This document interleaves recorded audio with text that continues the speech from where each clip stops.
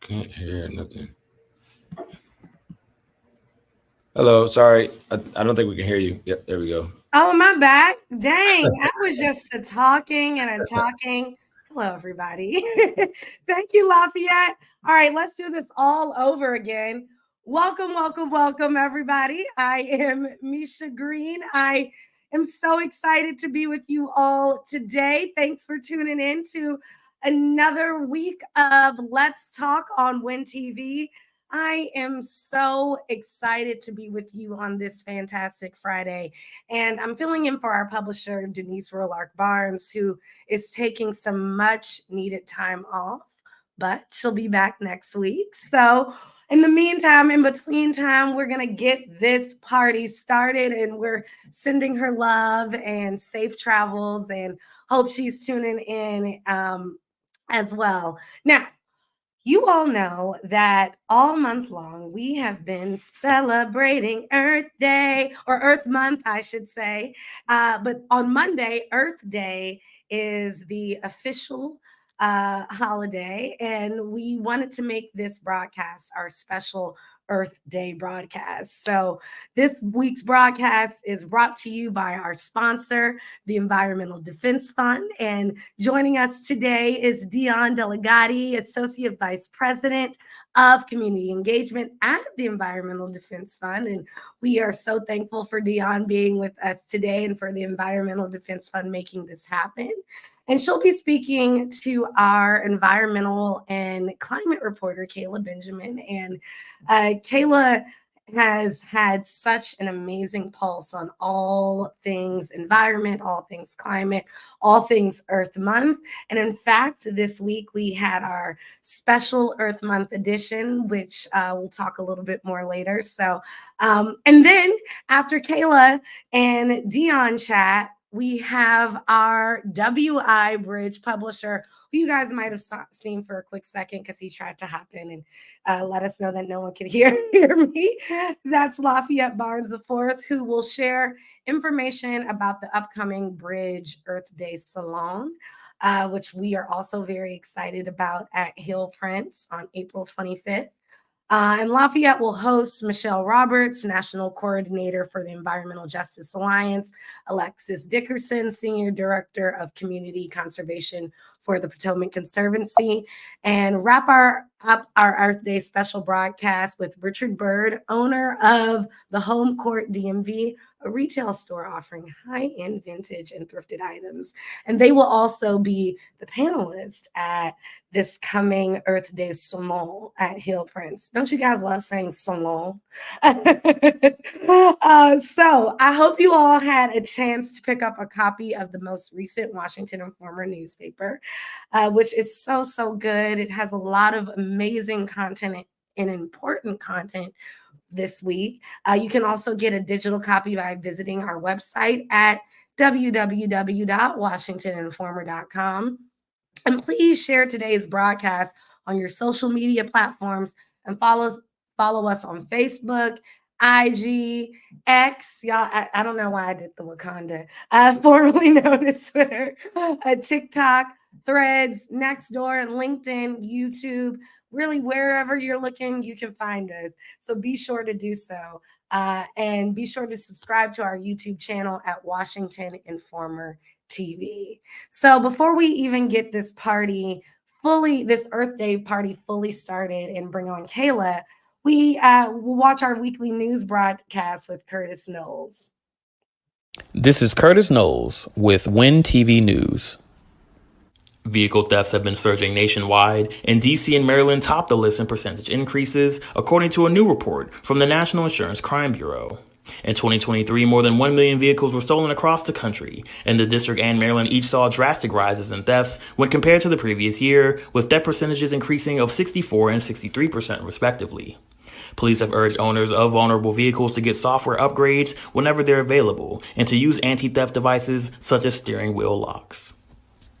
MedStar Health has partnered with Dispatch Health, a company that provides same-day at-home urgent care and other medical services, to allow patients recently discharged from a hospital stay to receive in-home follow-ups.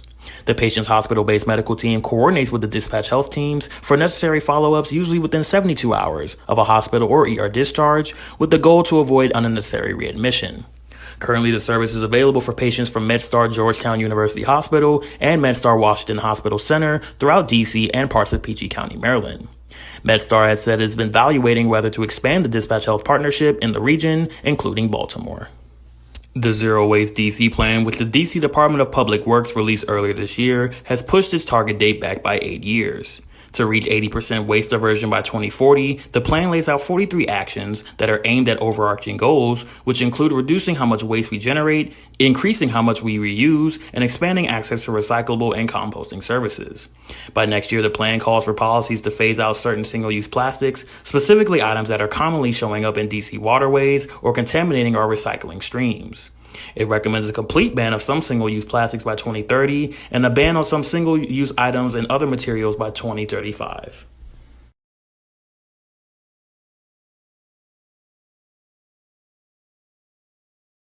Thank you so much, Curtis, for that important package. Really appreciate it.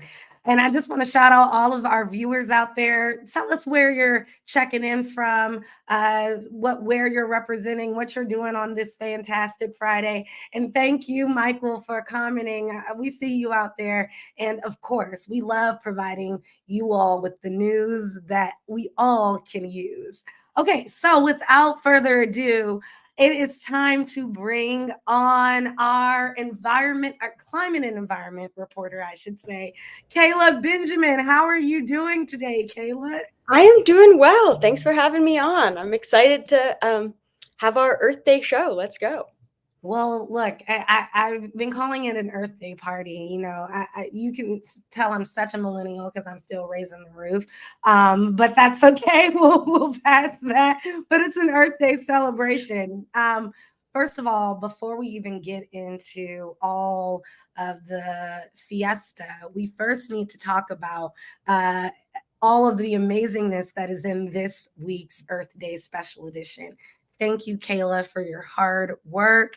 Environment all around us, really, I think, is such important information and is a really great addition, celebrating not only the really dedicated work folks are doing to remind us that everywhere we are, we need to care about the environment. So, and thank you for bringing that to us. Tell us a little bit about it.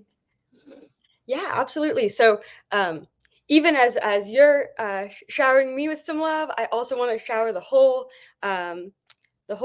Washington Informer team. A big part of what we did with this edition and this theme is I wanted to highlight all the different ways that climate and the environment are affecting us in different parts of our lives, not just like, oh, when I walk my dog, it's hotter out, but really more about all of the different ways that it affects business and sports and health and all of these different things that we might not associate with quote unquote the environment. So a huge shout out to the entire Washington Informer team. Almost every writer contributed to this edition, and we were able to write about almost every beat that the Informer covers in our weekly paper, which was really important to me.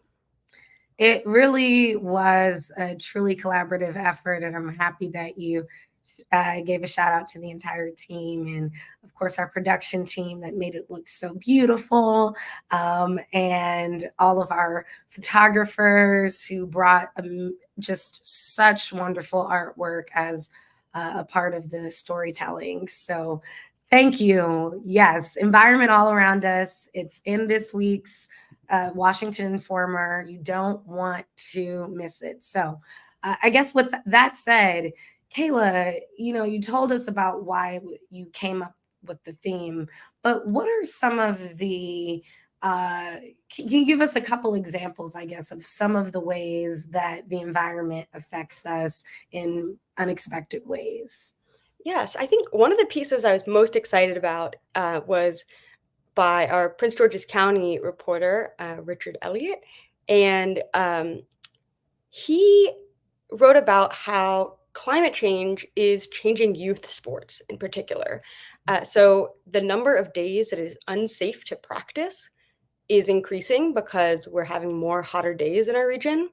And it's also making it a lot harder for sports that involve like horses. They're really sensitive to heat. This is not so much in our region, but sports that require snow are like shrinking rapidly as like the mountains just get less snow. And I think people really think about sports like as almost the same way they think about celebrities. Like that's totally separate from what's happening in my life. Like that's just something I watch on TV. But actually, I really think climate change is going to play a big role in what sports look like in the future. Absolutely. That was a really important piece because I think, unfortunately, the effects of the climate and environment really wasn't brought to folks' attention or didn't get as much coverage really until a lot of unfortunate events that Richard talked about. And so I think that also, there's change is coming. And so again, we thank all of our dedicated climate and environment folks out there doing the work. And we thank all of our amazing folks like you and the rest of the Washington Informer staff who are willing to tell the stories. So thank you. Tell us a little bit about some of the organizations that we should know about doing all that good work that we're talking about. Well, coming up soon, I'll be talking with someone from the Environmental Defense Fund. Yes. We're doing really amazing work. And in the edition itself, we also highlighted in stories entrepreneurs who are working to build businesses here in the district that will move us forward in the energy transition. And we talked about government agencies that are working to reduce our waste and, again, move us toward a climate resilient future where district residents are ready for the heat and flooding that we're going to see. And don't forget churches. I thought that was so interesting too. The fact that, a lot of churches, which we know, again, has been affected. Kayla's done stories in the past, but they're also really making a point of ensuring that folks are out there and informed about how they can make a difference. All righty. So I guess with that, without further ado, I really want you all to get into the nitty gritty of some of the amazing work and again have this environmental Earth Day party. I was going to call it an ED party, but that might not work.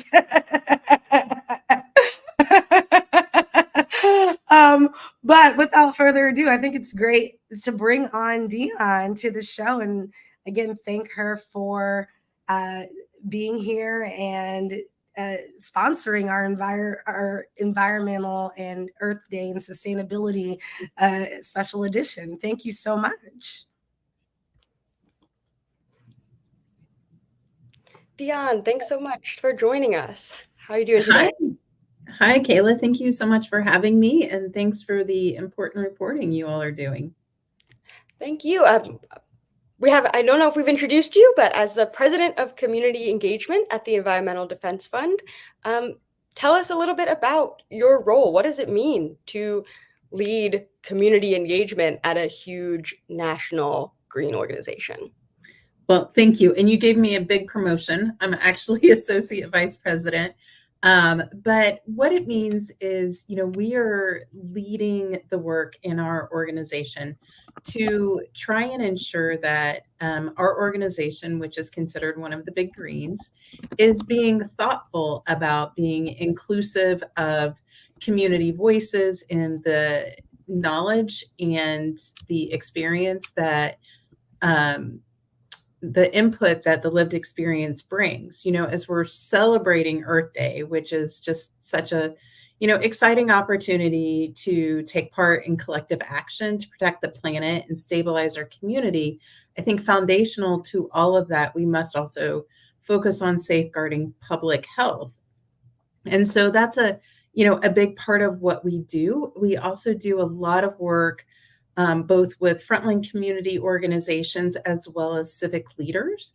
So we are working with them directly in trying to help them make decisions and help inform them. You all were just talking about sports.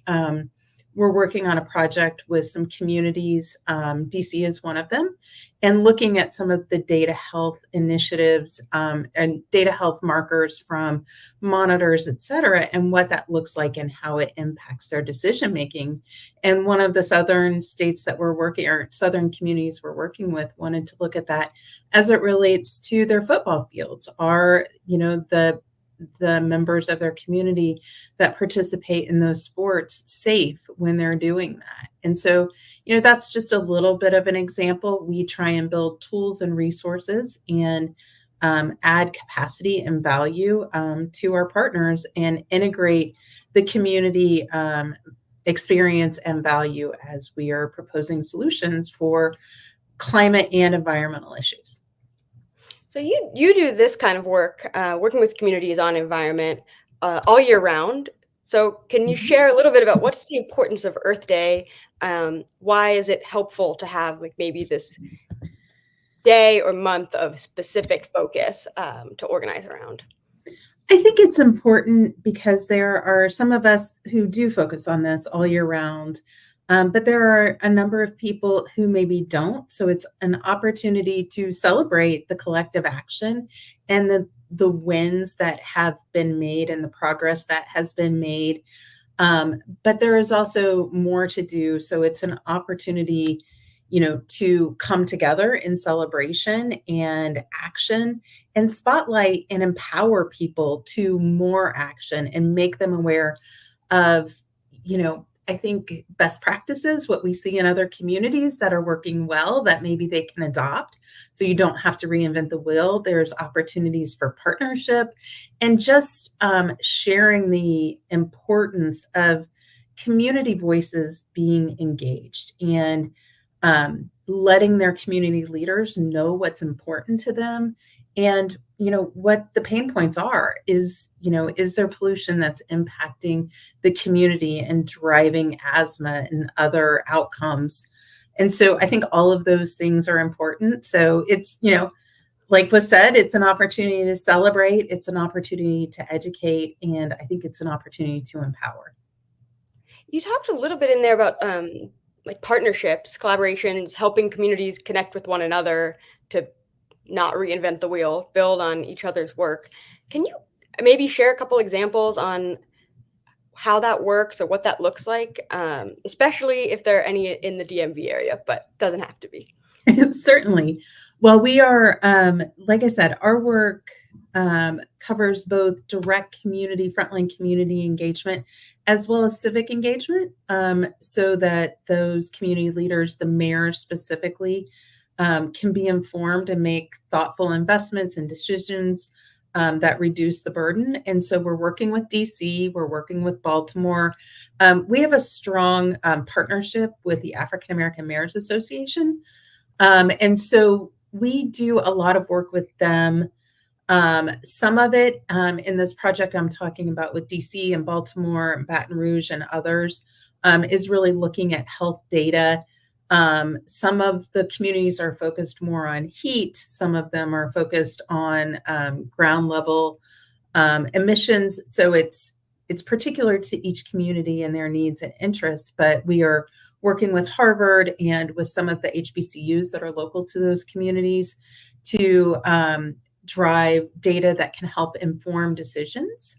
We've also worked with a number of communities that are looking at trying to secure funding from the federal government. We have this once in a lifetime opportunity for such great amount of funding to help bring these solutions to bear, and especially in communities that need it most. And we do roundtables, but then we also do provide support, especially in Texas and Louisiana. We are working on trying to reduce the impacts of the petrochem industry, which, relates directly to this thing of Earth Day as it relates to plastics and the impact of plastics. And a lot of people don't realize that, we're really focused on reducing oil and gas in the power sector and transportation, but oil and gas is the main feedstock in plastics as well. So, you talked a little bit about what DC is proposing in the newscast, but upstream, the communities that live around those plants where plastics are actually created, they face just an outsized burden, both from a safety factor as well as emissions. EPA has recently done an amazing job in updating a number of rules that will make it more protective and make those processes more transparent.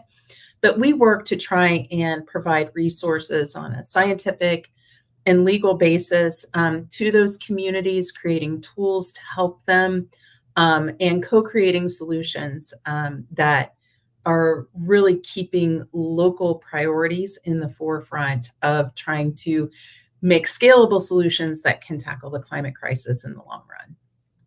That is such a good point. I do think so this year's global international official Earth Day theme is, planet versus plastics. And I do think people tend, especially if you don't live in one of these communities, think about what's the problem with plastic? Well, it's in the rivers, it's everywhere. And that's, on our side of it, but it's really every part of the process of making plastics, using plastics and the chemicals that end up in our bodies as we use these, various containers and eat out of them. And then the waste that ends up all over our environment. And I bet, just as a quick shout out for later in the episode, Michelle Roberts from the Environmental Justice Health Alliance will probably talk a lot about this as well. And if you want to learn more, you should come to the Washington Informer Bridge Salon next week. But I guess in thinking about plastics in particular and their ubiquitousness and how dangerous they are at every point of their use, that kind of leads me to question, how far can community engagement go? What is it, what are the biggest challenges in tackling these seemingly overwhelming systemic issues? So there are a number of opportunities. There are a lot of requirements for community engagement in some of the funding processes that are related to the infrastructure bills and some of those investments. But we see really important grassroots actions making a real difference. I think we've seen it in DC related to some of the industrial facilities that you all have reported on. And we are seeing it, the Beyond Petrochemical campaign that Bloomberg is leading, and they fund some of our work and a number of communities fighting some of this massive expansion of these chemical facilities, these petrochemical facilities, because again, as we transition from oil and gas and electric and transportation, there is sort of this shift in the business model, and there is just significant increase in proposed facilities, and they're all very highly concentrated in these communities that already bear exponential burdens from such high concentrations. I'm sure you'll hear more about that from the environmental justice dialogue you're going to have in a little bit. But we have seen some of these communities, one of the partners we work with, Rise St. James, was very successful in winning a lawsuit against a permit that was issued in Louisiana for a proposed facility. And the judge did rule in their favor and determined that the permit that was issued would not have been protective. And we are seeing more and more opportunities. One of the updated rules from EPA is starting to allow and require more fence line monitoring, et cetera. making sure your voices are heard, making sure your elected officials know what the priorities are, where the pain points are. And, sometimes we see facilities that industry will court local elected officials with the promise of economic development and jobs. And you dig in, and a lot of times those jobs are not for the people who are local to the communities. They are brought in jobs. Some of them are only on the upfront construction side, and some of them are so much less than is worth it. And we should never be trading health and the environment for jobs and economic development. They shouldn't be mutually exclusive. And there are ways that we can do things more thoughtfully and more protective, but that takes all of us joining together. I heard you mention just briefly in there the money from the infrastructure law, and I know there's also money for a lot of different environmental projects in the Inflation Reduction Act.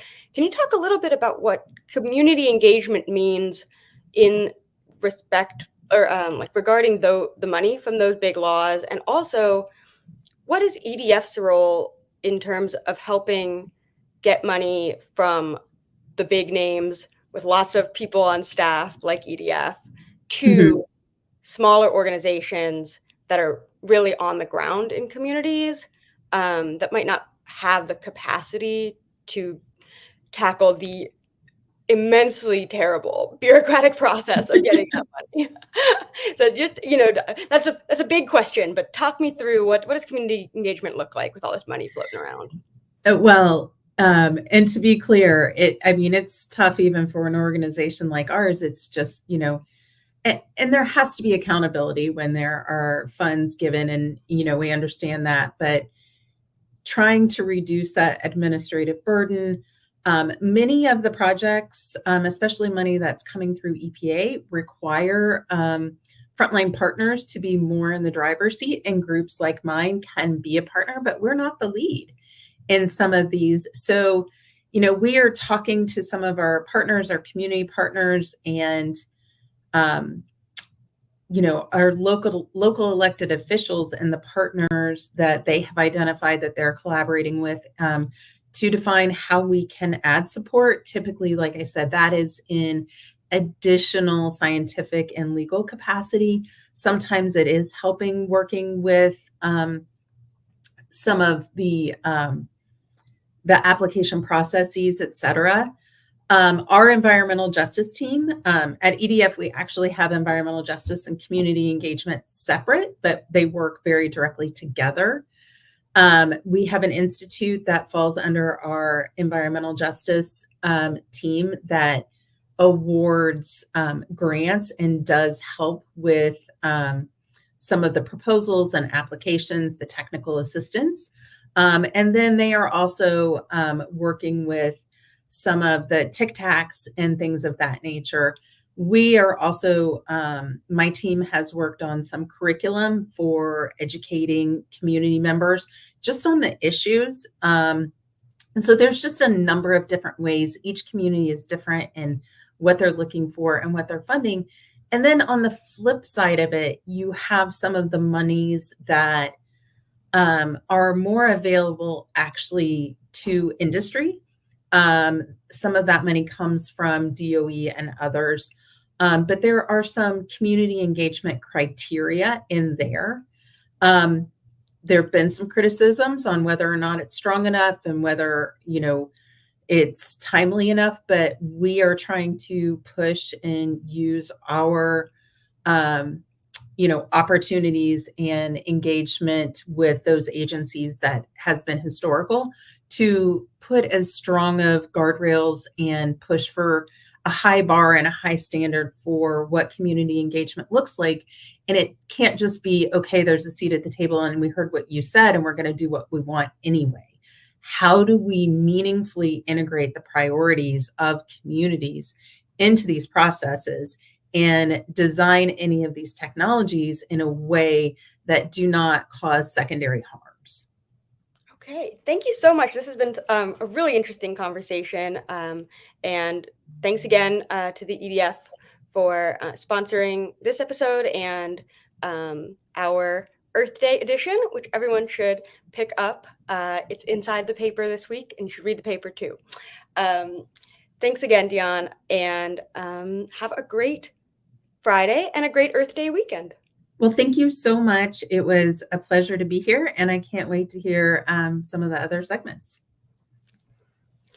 Misha, I think I'll throw it back to you. Awesome. Well, thank you, Dion. Thank you, Kayla. That was Looks like we're having a little bit of technical difficulty, but I am really excited to hear from the folks that we're going to have up next, speaking with Lafayette, who is with the bridge. Misha, you want to tell us a little bit about what's happening up next? Can you hear me?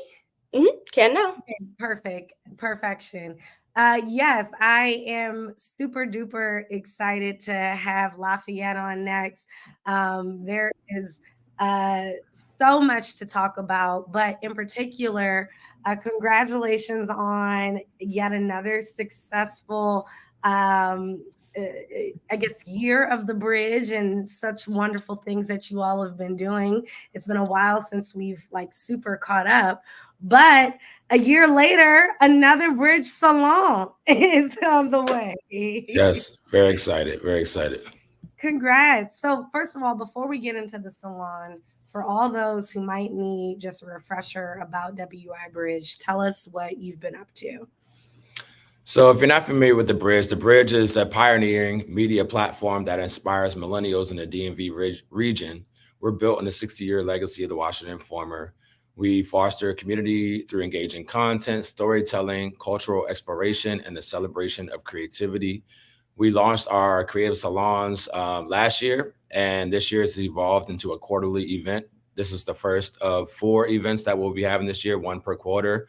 The events are meant to inspire and unite artists, entrepreneurs, activists, journalists, philanthropists, and community members. This year's Earth Day Salon is our salon theme is the people versus plastics.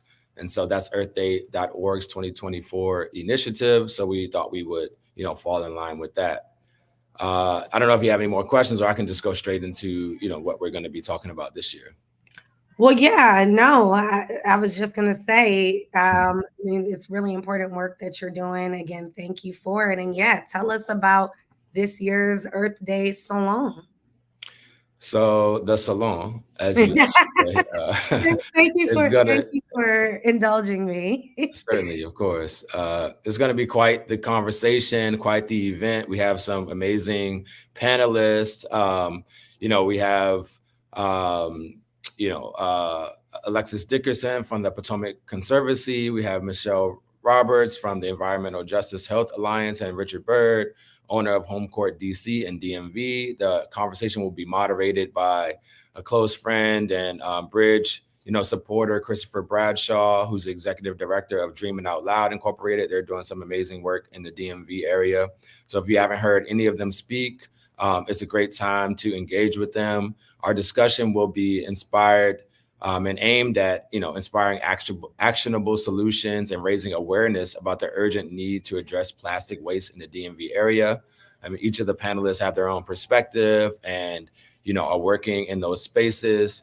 So I look forward to hearing what everybody has to say. They'll be highlighting their efforts and exploring their practical steps of how they engage with individuals and communities to make meaningful impact in combating plastic pollution. Our event will be held next Thursday. I'm sorry, not this Thursday. That would have been yesterday. It'll be next Thursday, April 25th. Right. It's the next Thursday. That was long gone yesterday. Yeah. So it'll be on April 25th from 6 to 9 p.m. at Hill Prince, which is an awesome bar on H Street, Black owned by the famed Chef Rock Harper. We'll have complimentary plant-based hors d'oeuvres prepared by an awesome chef, Shakisha Rashad, and her company Ethiopian Eats. The drinks will be sponsored by a Black-owned rum company, 10-to-1 Rum, who will be serving signature artisanal cocktails. And we'll have one of my favorite DJs, one of the best DJs in the world, DJ Underdog, who, if you don't know, now you know. He's been, crushing it He sold out the one of the art museums recently, and also does his Rock the Park event at Malcolm X Park in Northwest. So come check him out. He's also like environmentalist himself, and I believe vegan. I don't know, that some people change if they're going to be vegan for life or not. But last I checked, he had that diet, so he can speak also to our Earth Day theme. Just so you know, RSVPs are required for this event. If we can get that up, actually, if you look at the bottom of the screen, you'll see the link to our event page, tinyurl.com/bridge Earth Day. And there you can RSVP. The event is free. We recommend, or we would encourage you to donate $10 to the Washington Informer Charities, which is a nonprofit organization dedicated to empowering and uplifting communities across the DMV region. So in conclusion, just make sure you come out. It'll be a great event, great networking. We've have some great partners and great panelists. It'll be a nice room of diverse individuals from all parts of life in DC. And we invite you to join us. Make sure you RSVP. Check out our website online, wibridgedc.com, and follow us on social media at wibridgedc. And let's work together to make a difference and create a more sustainable future for the DMV region. Absolutely. I am so excited about this event. And I guess without further ado, it's time to bring on the amazing people that folks will get to hear more from, not only in 2 seconds, but later this week. Certainly. I look forward to it. All right. We have if I can get you to unmute your mic for me real quick. Thank you. So this is Michelle Roberts. If you're not aware, she's the national coordinator for the Environmental Justice Alliance. Michelle, can you tell us a little bit about the work that the Environmental Justice Alliance does and how it promotes environmental justice? Sure. Thank you. And thank you for inviting us. The Environmental Justice Health Alliance for Chemical Policy Reform, an entire long name, but we were named by our communities. The Environmental Justice Health Alliance for Chemical Policy Reform consists of a collaborative of what we call legacy fence line communities. We live fence line to many of our nation's most egregious industrial operations. What we call the extractive force, if you will. And it has been happening over time, permitted by law, and as we know, permitted even throughout the history of time as it relates to that of land use practices, planning, and the likes thereof in our migration. It is a horrific way of living, but this is the way in which our communities have been subjected to live. Now, the good news is that our communities actually work together and pushing up against the odd, using all forces necessary, and have been able to, in fact, move through and into this particular administration, the Biden administration, pushing President Joseph R. Biden to center environmental justice into that of the West Wing. So that's the good news. And thankfully for news outlets like The Informer, who have always been with our communities. This is why we ask for many of you to make those donations of $10 seriously, because it was news outlets like The Informer who were the pre-runners and forerunners to the news period of what environmental injustice and environmental racism was doing to our communities. Certainly, thank you for the work you all are doing, and I appreciate everything you just said.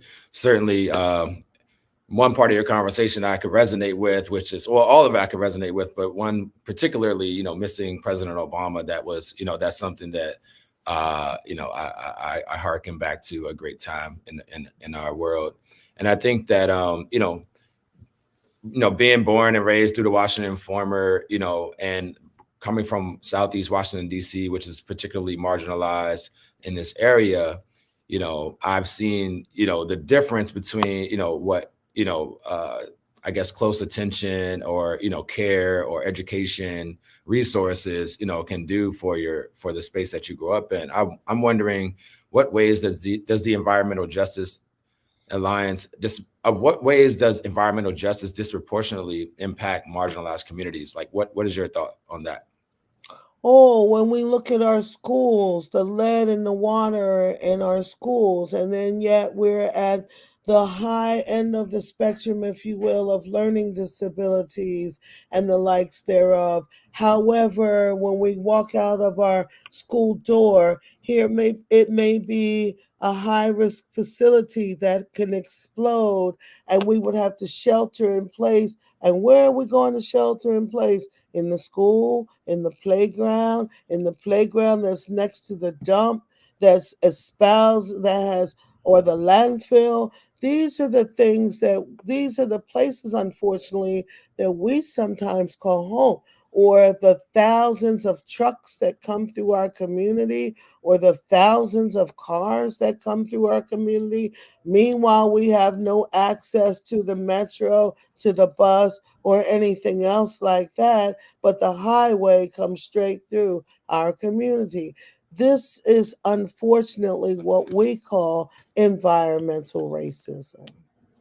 And now, as we are impacted by the fires and extreme heat and the extreme cold, even in particular times, we are equally, and then on top of that, the pandemic, while we're told to wash our hands and hydrate ourselves, how can we help ourselves if we are inundated with all of these things against us? Yeah, it's a tough situation, and something I hope that, you know, we can hear more from you about at our Earth Day Salon next Thursday. We look forward to your comments on the panel. If you don't mind, can you tell our audience how they can engage with your organization, and, you know, anything that, you know, like, can they follow you on Instagram or Facebook, or should they, you know, call in? Like, what do you guys have? You can follow us at ejforall.org. And then we are also part of a larger collective called the Equitable and Just Climate Platform. We are also a strategic partner with a collective called Coming Clean, where we are looking to shift the chemicals management system into doing the right thing by taking on a more precautionary approach to how it is we onboard chemicals onto and utilize chemicals and safer processes in our systems, in providing the works that we need to be able to heat our homes, or be able to use transportation and the likes thereof. Yes. Well, thank you so much, Michelle. I appreciate your comments today. And as I can repeat, I look forward to you participating in our panel discussion next week. I know it's going to be a very educational and enlightening conversation. You have a great day. We're going to bring on our next panelist. Thank you. And thank you so much. All right, next up we have Alexis Dickerson. Hello, how are you today? Good afternoon. Thanks for having me. Certainly. So if the audience didn't hear before, Alexis Dickerson is the Senior Director of Community Conservation at Potomac Conservancy. Can you tell us a bit about Potomac Conservancy, your work there, and how you guys, you know, work to protect the environment and promote conservation in the Potomac watershed? Absolutely. Potomac Conservancy is actually celebrating our 30th year of leading the fight for clean water in our region. So happy birthday to us. Our focus is on bringing people together to take actions that make a difference for our local environment. So we do this through a variety of ways, including direct land protection work, policy work that focuses on things that affect clean water, and boots on the ground community-based work where we encourage folks to get their hands dirty or their feet wet in the fight for clean water. So our big focus is on restoring the Potomac River to a reliably swimmable or fishable place for people to experience and visit. One of the key ways that we do this is translating the science of clean water into understandable and actionable information for the public. So we do this by publishing a report card every few years. It helps people to understand and keep a pulse on what's happening to the river, where it's been, where it's going, and what the current status is right now. So one example of this is in the 1960s, Lyndon B. Johnson declared that the Potomac River was a national disgrace. So that's how dirty the river was. At that time, if you had fallen into the river, you might have been told to get a tetanus shot. So that's how unsafe and unhealthy the river was. My dad grew up in DC in Southeast in the 1960s. So that means a lot to me when I hear something like that. So we want to get more people involved in the fight for clean water so they can understand how clean water affects their everyday lives and understand what they can do about it. Certainly, yeah. It's always been a joke that if you fall into the river, like you said, you need to get a tetanus shot, or you might grow an extra arm or something like that. So I'm glad you guys are doing that work. I've also seen on social media that there are some people have jumped the gun and they're just ready to jump in immediately. And I don't know if it's time yet. So I'll take your lead on that. I won't follow the folks on social media. Oh no, that's actually a great lead-in. So with our report card, when we started recording how the river was doing, it was getting a D grade. So the river was really not a safe and healthy place to recreate and play and to eat food out of. But we've actually gotten all the way up to a B. So it's actually a really hopeful story. There are still some significant challenges that we're facing, but the river's doing a lot better because of the collective efforts of so many organizations like the ones that you're speaking to today, as well as other local advocacy organizations. So it is overall a positive trend and story, which is a great thing to be able to tell people. But we've come a long way from Lyndon B. Johnson shaming us all. Certainly. Yeah. In my household, if I got a B, that was still a good thing. So, you guys are doing a great job over there. If you don't mind, can you tell us how can individuals and communities contribute to the conservation efforts that you guys are working with along the Potomac River? Sure. We actually, a great way to follow us is we have an events page on our website, potomac.org/events.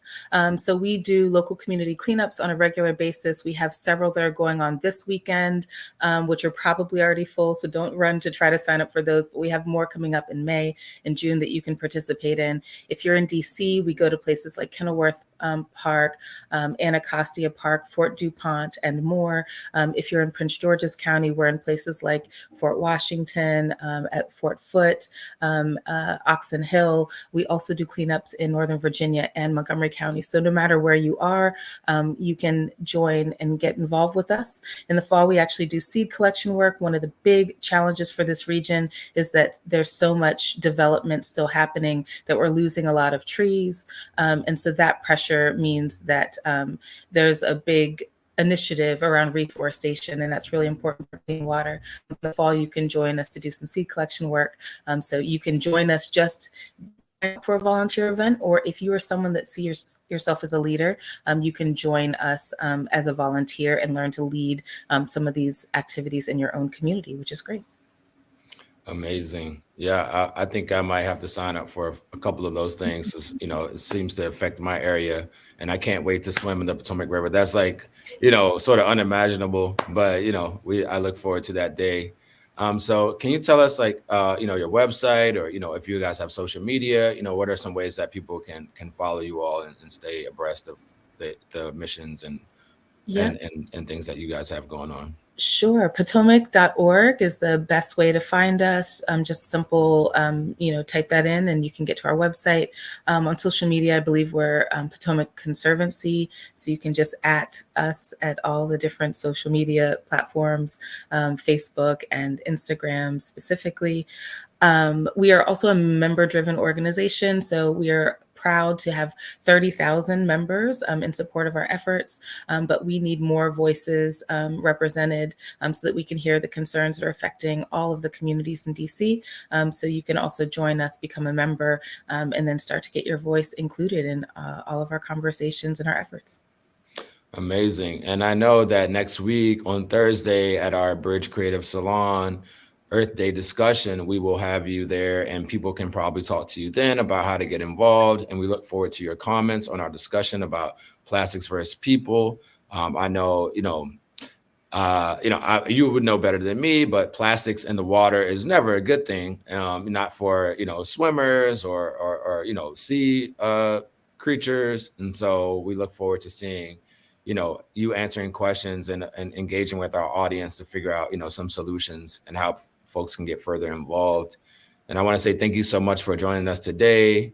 We really love this conversation and we look forward to talking to you next week at the Earth Day Salon. Thank you so much. Certainly. All right.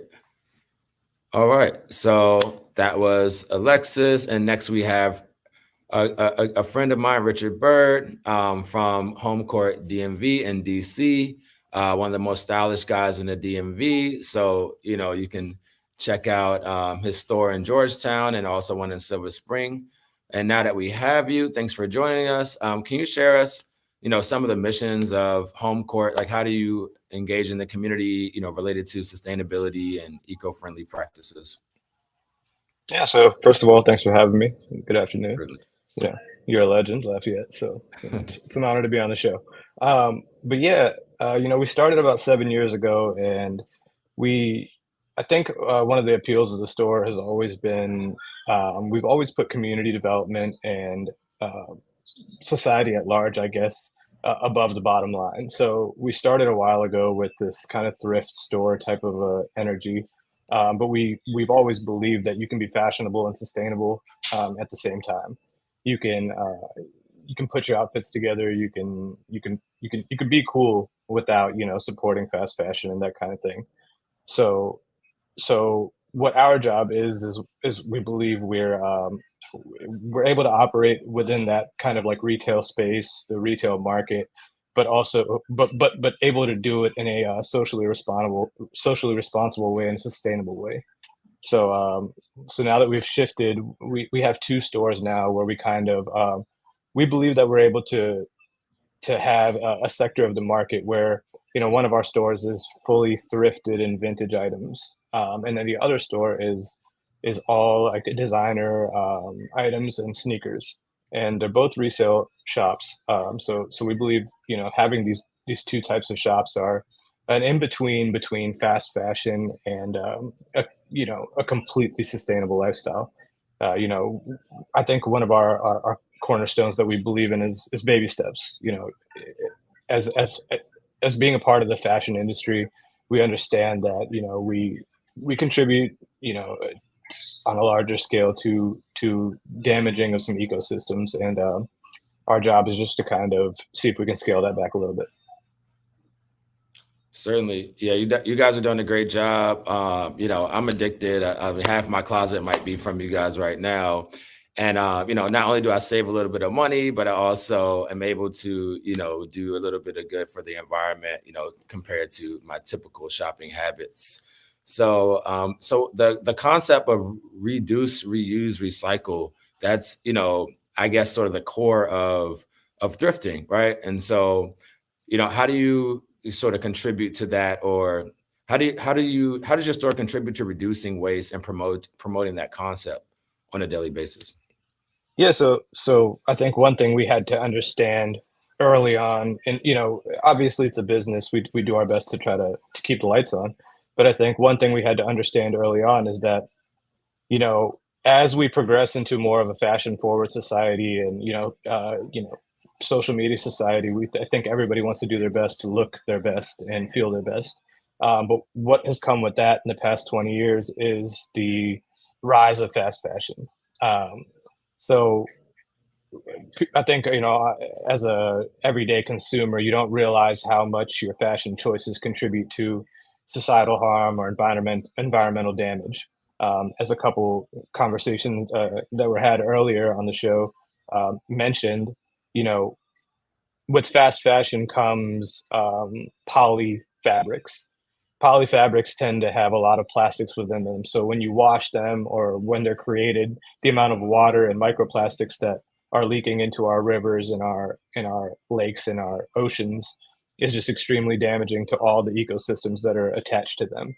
So when it comes to what we're doing to combat that and how we use reduce, reuse, recycle, we have an ecosystem of our own that allows you to contribute from the bottom up. Now, what we don't do is accept fast fashion brands because we fully understand that stores like ours tend to drive market demand in today's society. So the choices we make trickle down into the choices our customers make. So at the end of the day, we're completely opposed to fast fashion and the waste they contribute to society.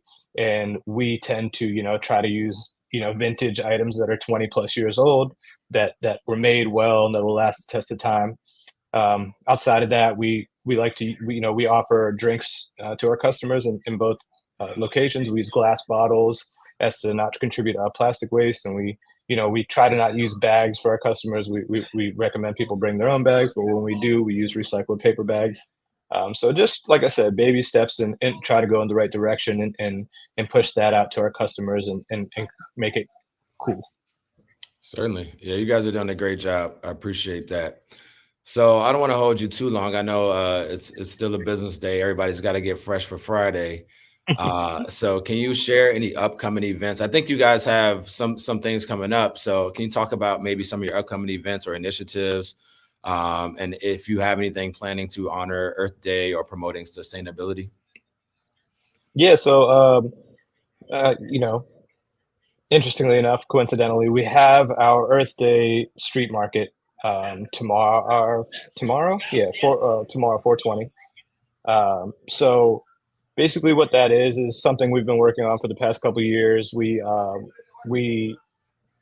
as a store that promotes, the use of vintage and upcycling garments and home goods and plants and all the things that create a full lifestyle. We do a monthly market that serves as an incubator for small businesses and brands in the area that allows our community to come together. We have a food vendor coming out. That event will run tomorrow, Saturday the 20th, 12 p.m. to 6 p.m. at our Silver Spring locations in 906 Philadelphia Avenue. We'll have about 40 vendors that are also their own thrifters, vintage clothing sellers, sneaker resellers. Keep a reusable market in the sneaker industry where we all kind of came from. So we do that every month, the last weekend of the month usually. It's just an effort to continue to push the idea of sustainability and market demand for things that aren't brand new and that aren't fast. So if you're free, come out and check us out. Yeah, certainly. I'll definitely do my best to pull up. And also, people will be able to meet you next week at our creative salon, Earth Day Salon at Hill Prince on 8th Street.